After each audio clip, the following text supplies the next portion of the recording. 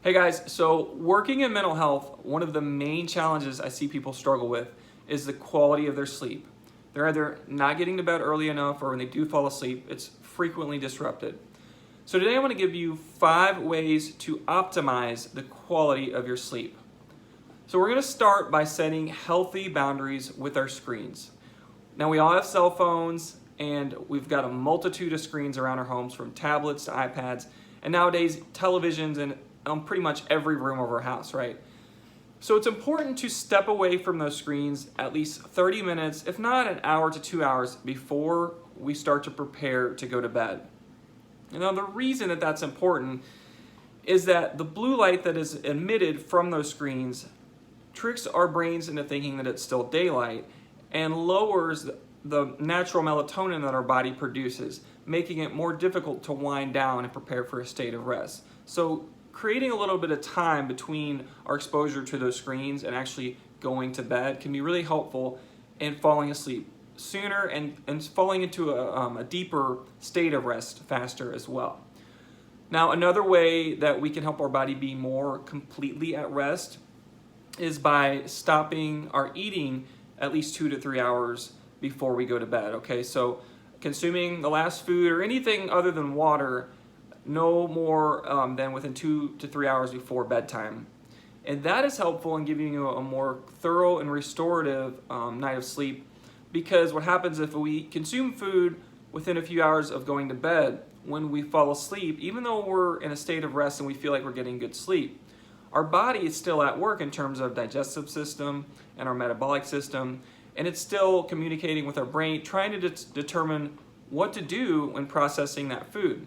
So we're not getting a 100% thorough restorative sleep when we eat before bed. And also, we don't need that fuel while we're sleeping, and the main reason, or a big reason, that we eat is for fuel and energy. So we have to stop and remember that as well. Do we really need to consume that food before bed, or is it going to be disruptive to our sleep, more so than it's going to be beneficial to our health? Now, the third thing to do is to set a curfew for consuming caffeine. Okay, so we all love our coffee, tea, hopefully not consuming a lot of soda, but that's a crutch for a lot of people. And so those beverages with caffeine, we want to try to shut down by at least noon is my preference, because what happens is that the half-life and the effect of caffeine lasts a really long time. Okay, it's very powerful, and while it has a lot of great antioxidant properties, caffeine hangs around for a long time and it can be very disruptive. It's great to get us going in the morning.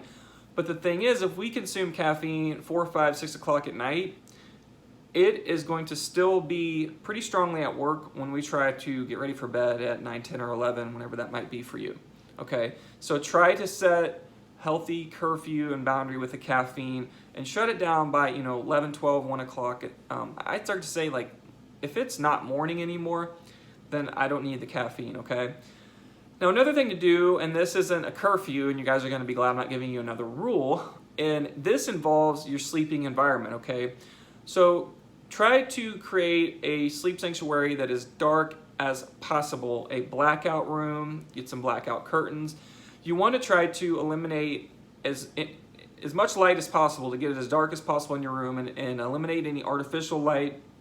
A lot of our phone charging devices or just other devices in our bedrooms have little charging lights or signals, or even an alarm clock. There are alarm clocks out there that you can get that are non-blue light emitting, and they're not going to disrupt your sleep pattern, okay? So try to maybe tape over those lights that are on charging devices, or turn them a certain way so they're not pushing light into your sleep environment.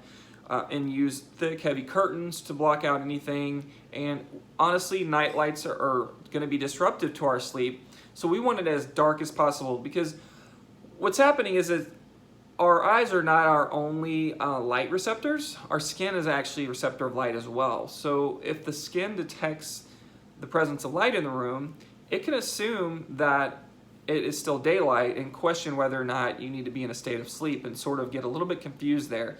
So we want to try to eliminate all the light from our sleep environment. And remember that our bedroom should be just for sleep and not for entertainment purpose of watching television or being on our laptops and working, or being on social media on our phone. We want to remove all of those stimulating behaviors that can really keep our mind very active and just trigger a lot of responses in the body that are not helpful in trying to wind down. We want to really correlate our bedroom with being a place of rest and relaxation, okay? And then the last suggestion on this list is to use a HEPA filter for a couple purposes. Now, I know a lot of people like to use fans in their rooms, and that might be okay. I know the thing about a fan is sometimes it might be pushing allergens into the air or stirring dust and other things that can be disruptive to your sleep and your health, because it might cause you to have sinus responses or sneeze or wake up congested. So something that can be really helpful is using a HEPA air filter or a similar device that will clean the air of allergens and dust while you're sleeping. And what I like about it too is it also creates this sort of just very calming humming noise.